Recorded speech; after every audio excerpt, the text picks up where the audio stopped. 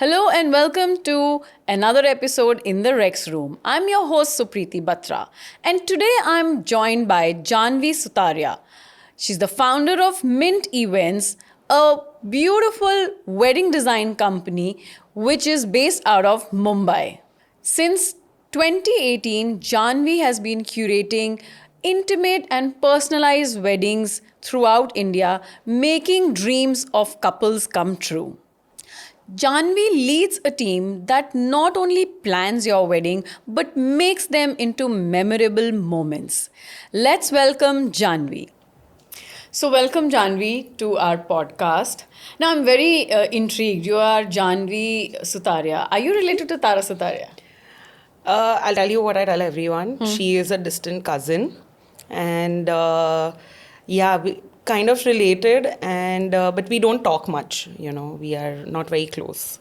Oh, Yeah, okay. yeah. Okay, that is interesting. Yeah. And You believed it, right? yes, I did. It's not true. There are people that still believe it's true. And I'm sure you must be It's asked not. this question, Everyone.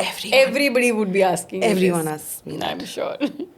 Okay, let's. Two things. One is Tara Sutaria, and the other one is Band Baja Barat. Oh? It comes my way. Oh, yes. That is interesting. Yeah. So tell me, Janvi, what inspired you to launch Mint Events way back in 2018? Was it something personal or something happened or what was it? So it was just that, I'd finished my graduation in postgrad in 2017. And for a long time, I was looking for a job in the finance space. Okay. There was a specific profile, but, not much was happening. And I'd always been this business person. Like, I always want to have my own business and run the show and all of that. So one of my friends was into wedding planning. She was working with somebody, and I saw that, her life is so fun. She's traveling all the time, and there's something that even I like. I love drama. I love getting people together, hosting and all of that. So yeah, that interested me, and I thought, that's something I can pursue. It'll be fun. So it just happened. It just happened. Just happened. That's very intriguing. No plan. No plan of sorts. Yeah. Nothing. Just देखा कि मजा कर रही है. I'm feeling left out. तो मुझे भी मजा करना है. So how did you go about turning this fairy tale wedding, dream into a business? So, see, the interest was always there. It was always fun and games as a child. Also, I loved all the get-togethers that the family used to host, and all the friends and family of my parents coming in, cooking nice stuff. I used to entertain their kids and all of that. So, as a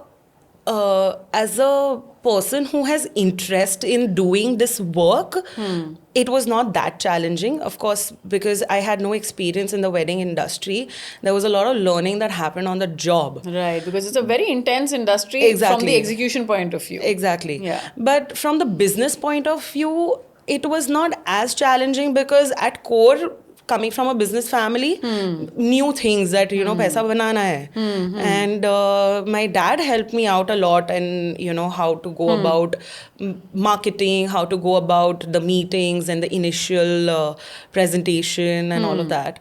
So, yeah, I think I didn't have any sort of challenge over there or specific learning area.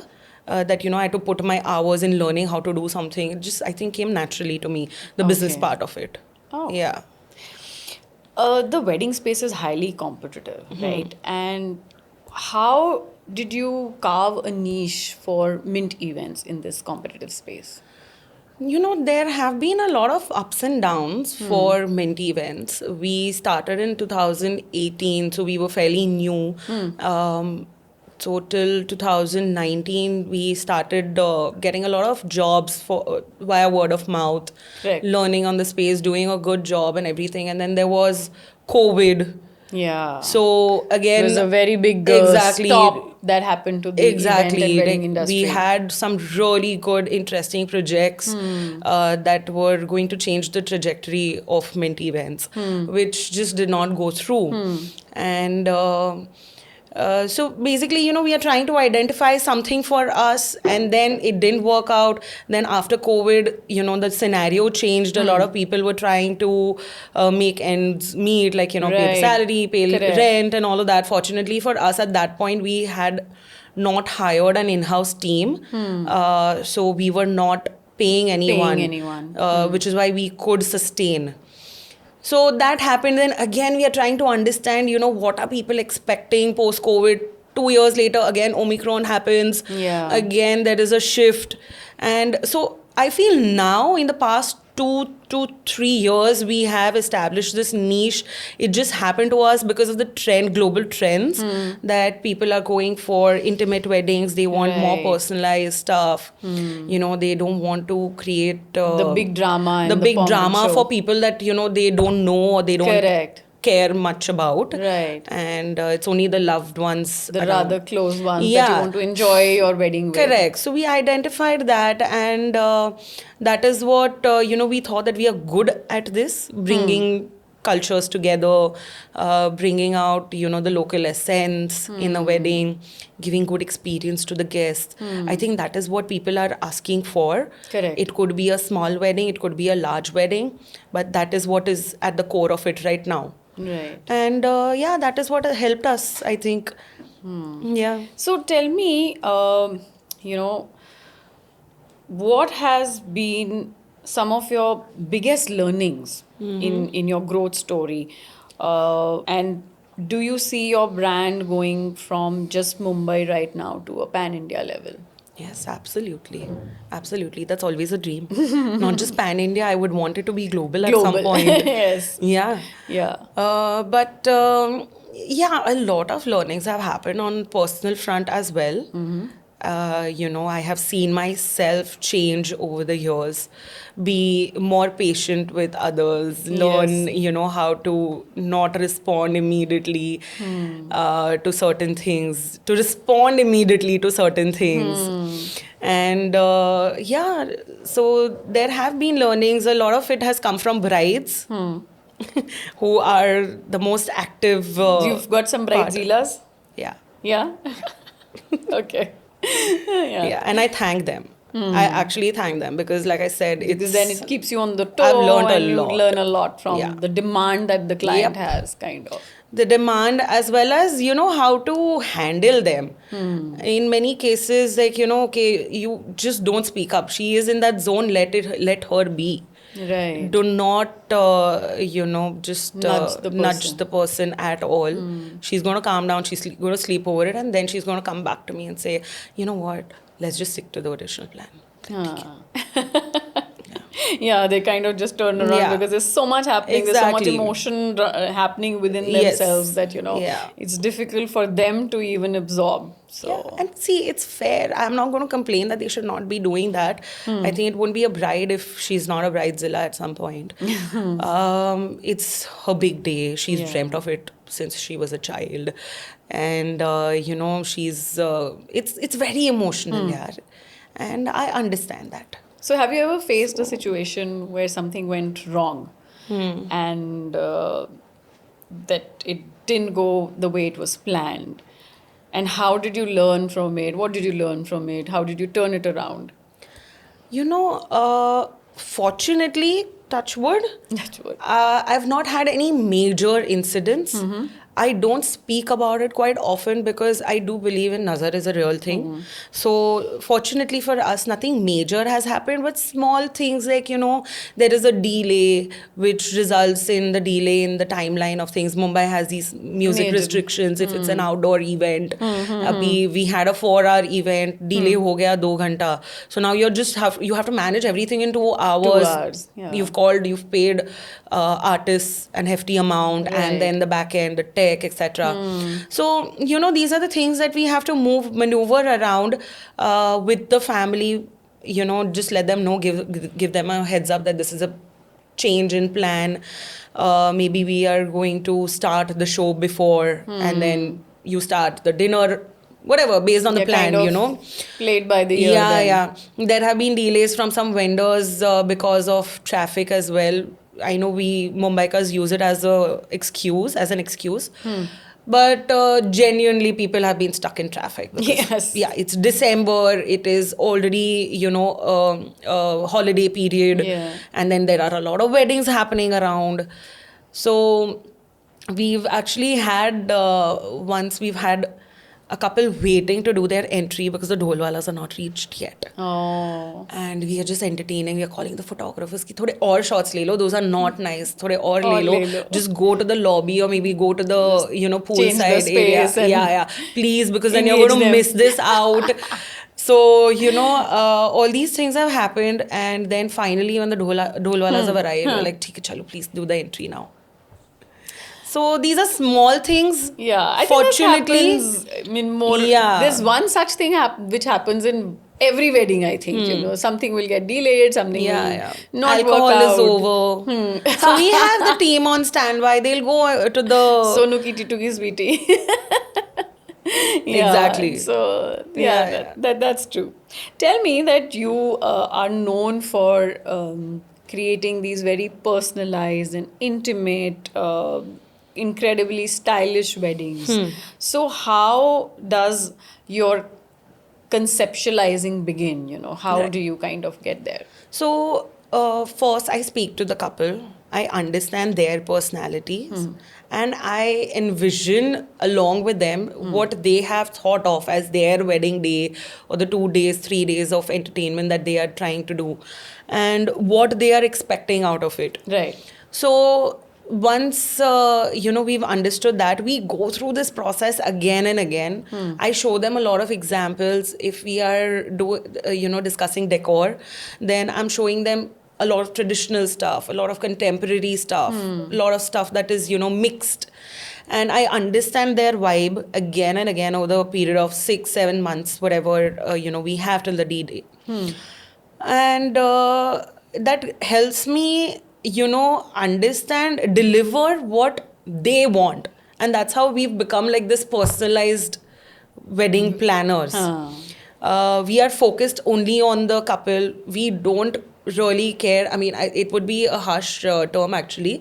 We do take inputs from the family, but our focus is the couple. The couple. What does she want? What does the bride want? What does she want as her outfit to look like in the photos? Does she want a long veil and she wants to make sure that the bridesmaids are there?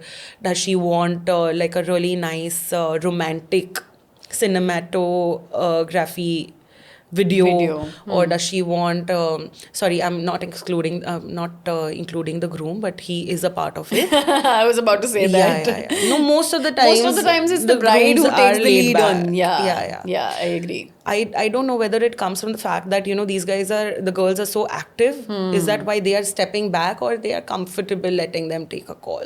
Yeah. That's one thing that I've not understood till date. But no, there are active grooms. They participate and they come with a vision.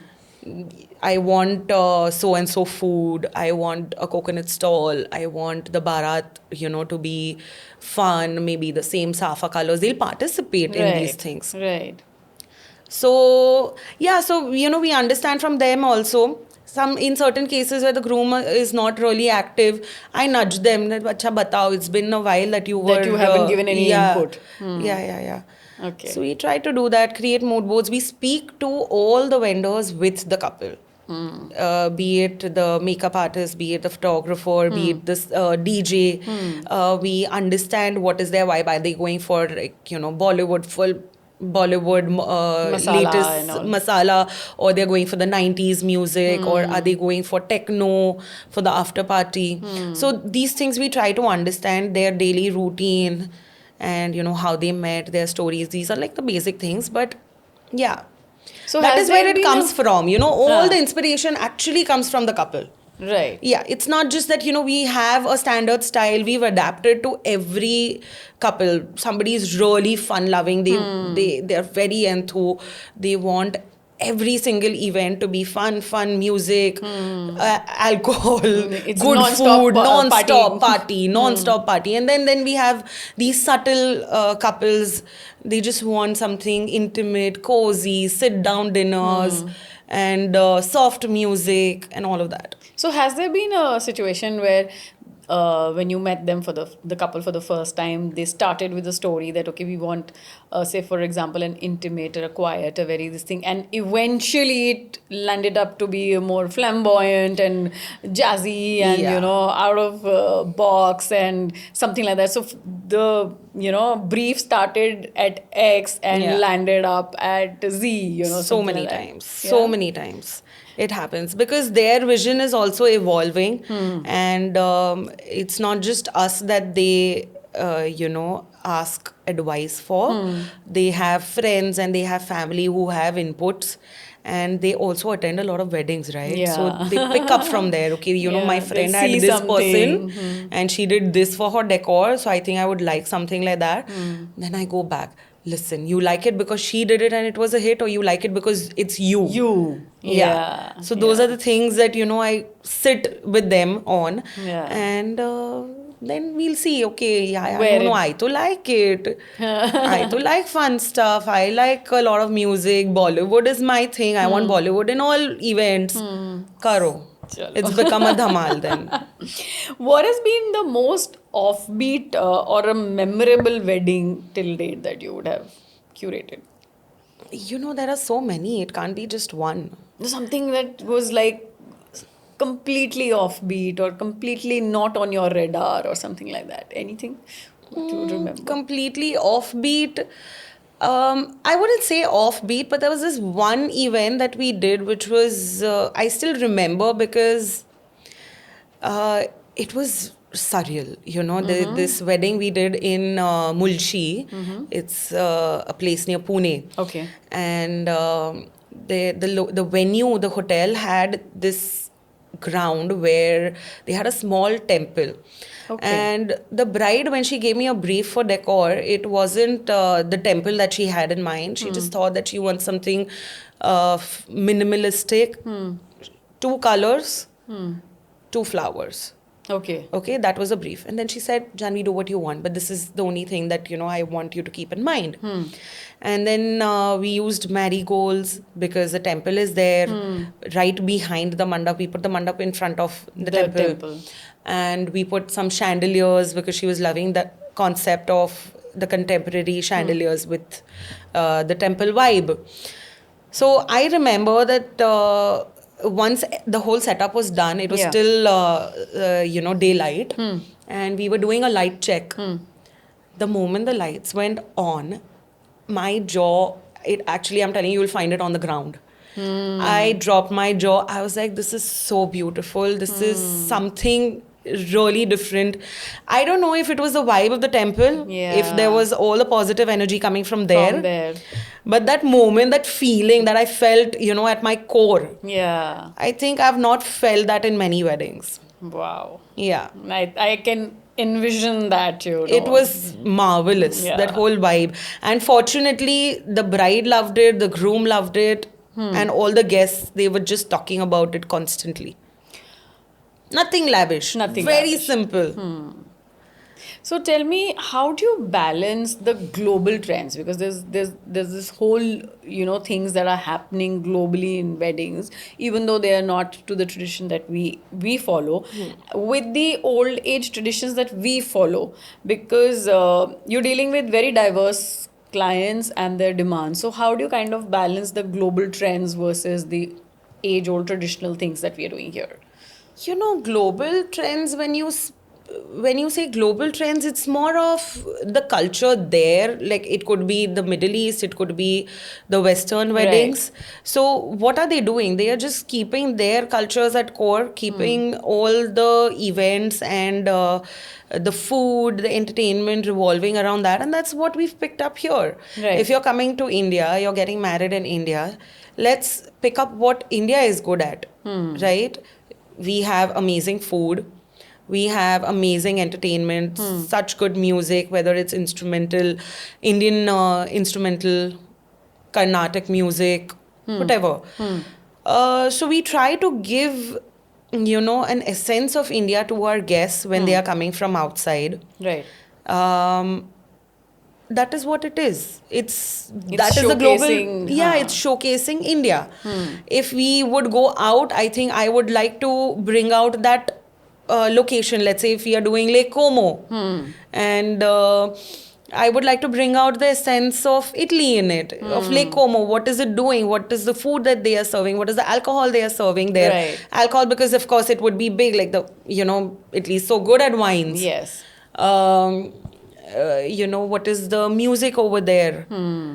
These are the basic colours, things, the the decor. colors, the decor. I would love to give the couple a white wedding feel Yeah. over there, because you're going there, right? Correct. Like you're expecting the outside guests to come to India, wear saris and traditional outfits. Right. And, for your Fera weddings, the same thing you can go over there and do. Correct. Right. So, what's the process of your mood board? How do you, because the client has some expectations, you have a creative direction. So, how do you plan your mood board accordingly? So we understand the budget first.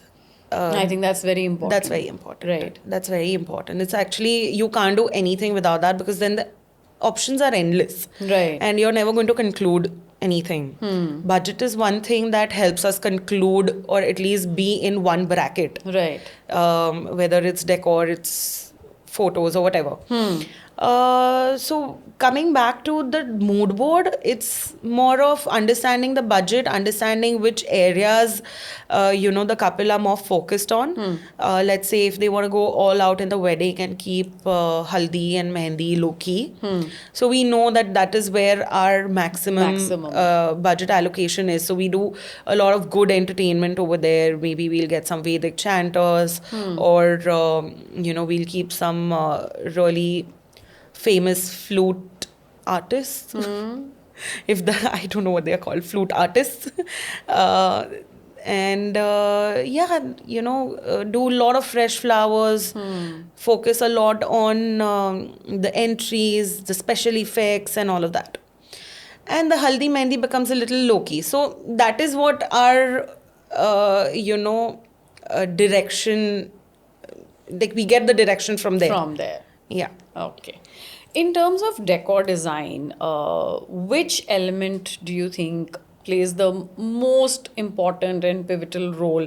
Is it the flowers? Is it the lighting? Is it the layout? What is that one focal point? All three that you've mentioned are all important, equally important. Yes. Because there's no point in having good light if your layout is absurd. If there's no place to move for guests, for service, what is the point of having good flowers, good lighting? Now, if you have amazing layout, you spaced everything very well, you have amazing, lighting, but your flowers are looking dull. Again, there's no point. Yeah, it's kind of an amalgamation of everything. Your layout is good, but if you're not doing the decor very well, the colors are not looking nice, the lights are not very well focused, what is the point of spending so much and not having the result? Your space is still looking empty. Or is looking cramped. Yeah. So all the three that you mentioned are actually very important and they go hand in hand. I totally agree with you, because there's no one factor that can up the other. Yeah, if there is bad lighting, again, it's going to just kill the entire vibe of the place. Even for photos, right? If the lighting is bad, the bride and groom, they are also going to look dull. Yes. Okay, Janvi, I understand that weddings are very emotional, very high pressure. How do you ensure that your clients are at ease, through the planning process? Because there's a lot of anxiety that happens in a wedding house. I totally understand that. The key is communication. Communicate continuously with them, letting them know this is happening, even if it's not on calls or video calls or in-person meetings. At least we continuously let them know on WhatsApp that okay, we've discussed with an ex-vendor, we have spoken to them, we've given them a brief, this is done, this is the layout. the flow is continuously shared with them, any update in the flow of events, Yeah, because because we they have a must minute to be minute flow. changing plans Yeah. all the time. So Correct. yeah. We let them know continuously what is happening, and I think that is the most that we can do. Now, see, if someone is stressed all the time, it's not like, in our hands to control them completely, but the best we can do is Do is communicate. that. I think you become like a family member for the next 6 months of that Absolutely. family who's going through the wedding. Absolutely. We always say that, they are a temporary families, because we understand their emotions, we understand what all is happening, and a lot of body language is actually really important. When we meet them, we understand, if they are saying something, they have something in mind, are not able to say it to me, they have had some internal discussion, or they are not comfortable with some ideas that we are sharing. But yeah, so we continuously communicate. Are you liking it? Are you not liking it? Is there Is your something? family okay with it? Mom is okay, dad is okay. Okay, Right. let's speak to dad also now at this point, because we've done a lot of planning. They need to be on board. Right. They need to know what is happening. So yeah, we definitely become an extended family, temporary family for them. Yeah, I do feel that your testaments speak volumes about how your collaborations are with your clients. But what's the approach to the relationship building? Yeah, because wedding is such a personal space. So, what's your approach in relationship building? For me, I feel I am always available for my clients. Okay. And they feel very comfortable with that. Most of them respect the timing, of course. Yeah. That, they are not calling me at odd hours and everything. But they know for a fact that if there is an emergency, I am available for them to communicate, to calm them down, or, to find an alternative. Something's gone south. There was this one wedding where, the venue, when I was booked, they had an ex venue booked for their cocktail night. And 2 months down the planning process, it just changed. It was not working out for them. We had to find a new venue. It was quite late because, they were peak wedding dates that they had in mind. Okay. So all those things, the bride had called me at about 12 or 1 in the night. Oh. And I was like, listen, it's okay. We'll figure it out. Huh. Whatever's happened. Give me, that old contract. Let me understand what your situation was that time. Let me understand what budget and what, you have in mind for the cocktail. And then We'll kind of figure it out. Yeah. Yeah. I think within a week, we had a venue in place. Oh, that's that. I think yes, that's So that availability is one thing that availability I... is Yeah. a key to it, because Yeah. yes, they feel okay, she's there, she'll handle it. Yes. With availability, also flexibility. I feel that I am quite flexible in many, many areas where, they want to change the timeline, or if they, like I said, this was not my scope at that point of looking for a venue, because they'd already looked for a venue. And now suddenly it has come and become my scope. So I am flexible. I'm not telling them that, okay, I can't do this. You'll have to figure it out. Always there to help, because I think that is what a planner is supposed to do, right? Correct. Just be helpful at Yeah. all the time. Yeah. Tell me, Janvi, you work from stylists to chefs to the music, the musicians, the photographers, so many vendors. How do you curate and manage, synergy from all these extended vendors? We, like I mentioned earlier, we give them a lot of brief. We give them the timeline of everything. We are continuously coordinating, asking them what are their requirements. Do they need something from us? And we pen it down. Either we are sending it on email, or we have WhatsApp. In certain cases, some of the vendors, they are... we have groups with them, with the client.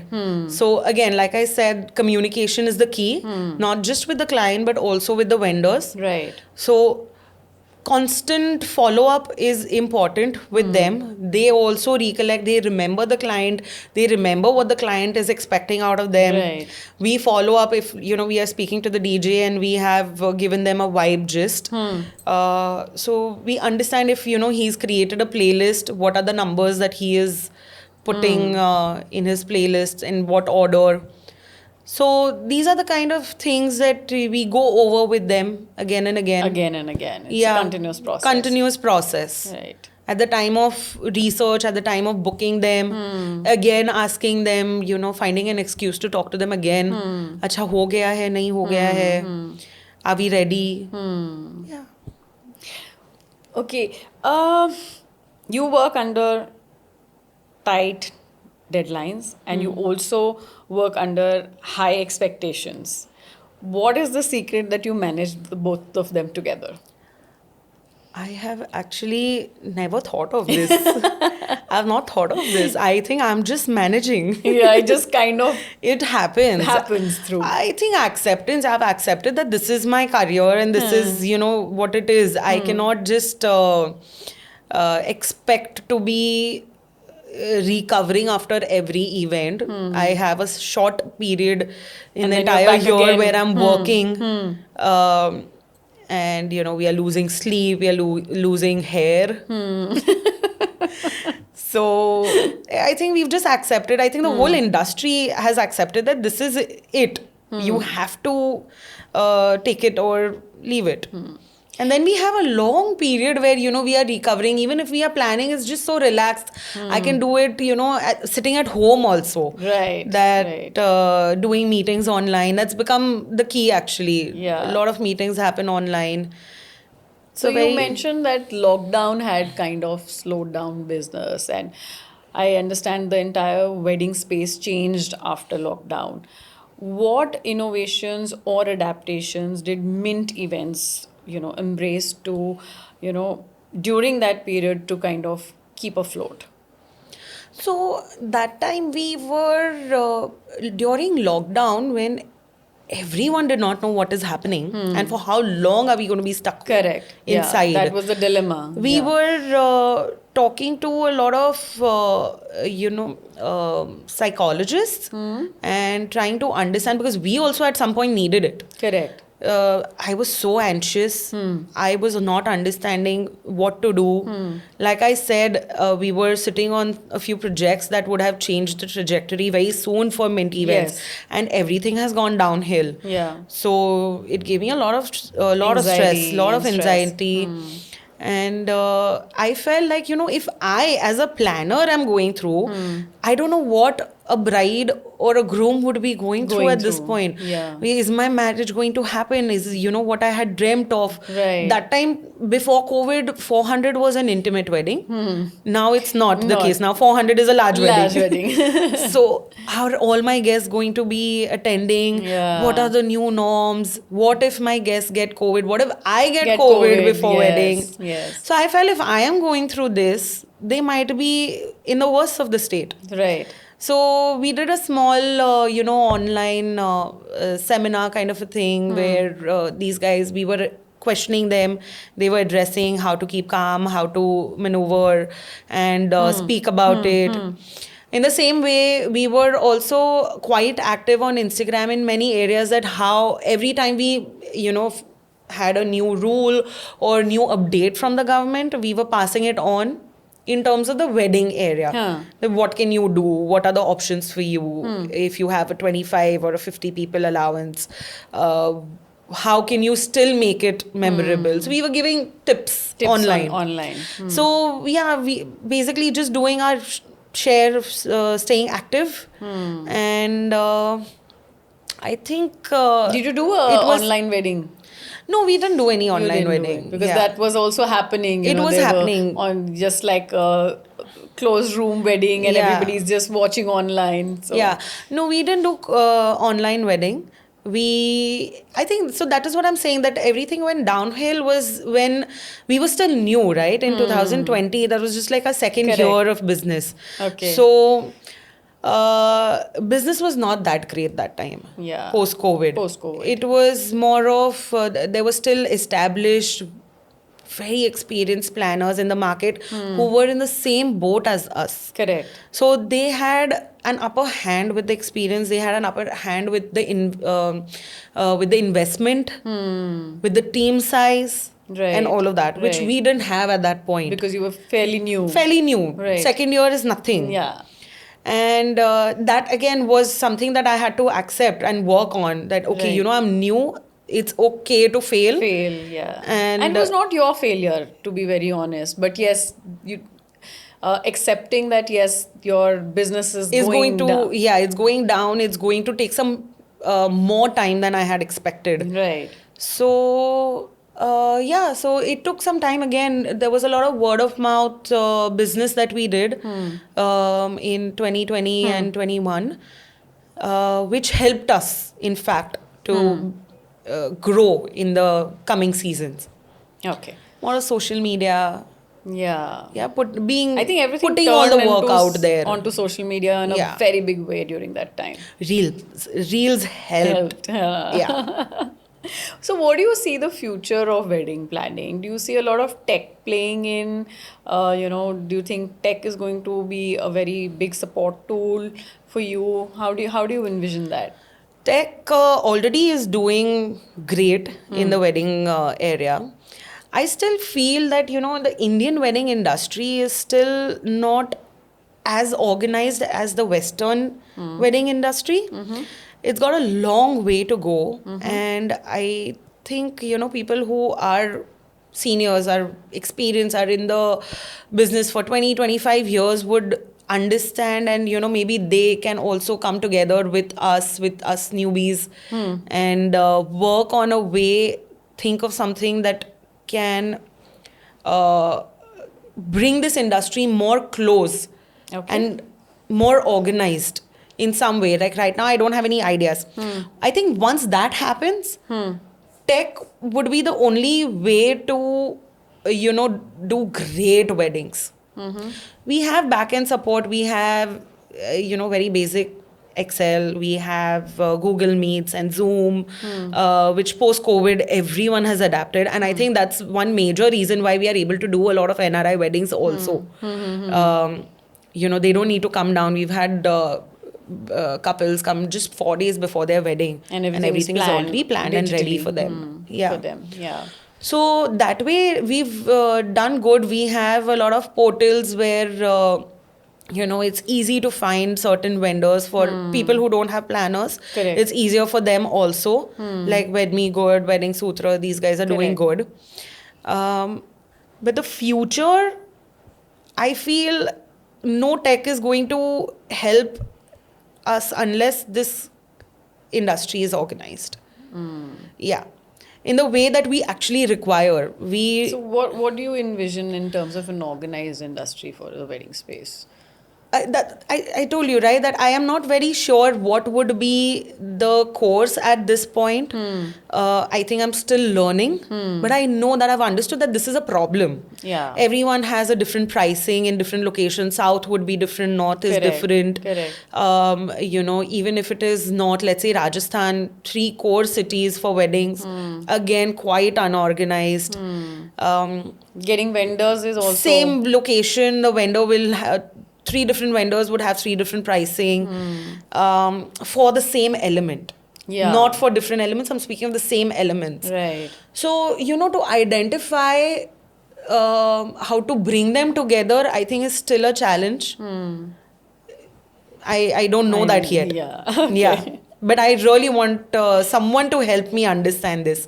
And if not me, then someone to work on it. Yeah.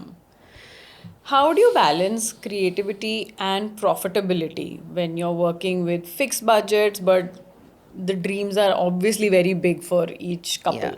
So how do you kind of balance? So we work on the main areas. We understand what is the focal area for the couple. Right. Either it is events, or is it photography, or is it entertainment. So these are the things that we try to understand. We allocate funds accordingly. let's say, someone is more, they're like, okay, I don't care whatever the cost, I want really good photographers. So we know that, okay, we are cutting short on certain areas, Certain like the other budget areas, or, yeah. sorry, like the decor or maybe food, and then coming Kind to, of bridging that. yeah. Yeah. And or in terms of decor, we try to understand that, if we are focusing only on the entrance and the mandap, and we don't focus on the smaller details, the area, the ambience. We let that be more natural and simple. Okay. Yeah. What's next for Mint Events? Is it going to be something new vertical or maybe a new service? What's your plan? So we are already working on a new vertical, and that is the florals. Okay. We are getting into floristry for events. Okay. It would initially be a lot of B2B business.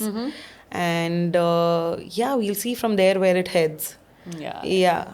Oh, that's wonderful. Wonderful. What's your favorite part of the wedding day itself? It would be the Varmala. I love the Varmala exchange. Yes, it's a very I think pretty and a very emotional. it's very emotional. Moment. I think when that exchange happens, most of the weddings have shed a tear. I don't know if it's a sense of achievement that I've had a good, experience planning this wedding, or is it, the couple, or is it the romantic side of me? I don't know that. But it's just something really surreal about that moment. No, I get that. I too believe that it's a very, on the wedding day, it's Yeah. a very beautiful moment. Yeah. And nowadays it's very beautifully curated also, there's so much that goes into Yeah. that one particular scene. It's more like a film that is, being curated for that one particular scene. So yes, definitely. I'd go for that too if I were asked that question. Yeah. How do you personally unwind, after you're back from a wedding or you've done back-to-back weddings? How do you unwind? First is 14 hours of sleep. Which you wouldn't I get in a wedding. after a wedding, I need 14 hours of sleep. And then if I have a good 1 week to 10 days gap between the two weddings, then I would definitely want one more day to be in bed. I literally don't move. I'll do all Just my calls. laze. Whatever's possible on the phone, I will do. I'm not going to open my laptop, nothing. Just Just laze in the around. bed. Okay, I can reply to these guys. I'm going to do it. I'm going to follow up. I'm going to do calls. Drive is with me. We do a lot of work on Google Drive. Yeah. So that is with me on the phone. I'm doing all of that, following up with the team. But That's it. just I need that lazy one more day. Yes. Okay, when you're not working, where do you look for creative inspiration? Is there something that you see, watch, or you books or travel? Where is your creative inspiration coming from? I think it's a lot of watching, a lot of screen time. As a child, I've loved my screen time, whether it's cartoons or movies. So it's a lot of screen time and a lot of art. I really like seeing paintings or sculptures or whatever exhibits are out there.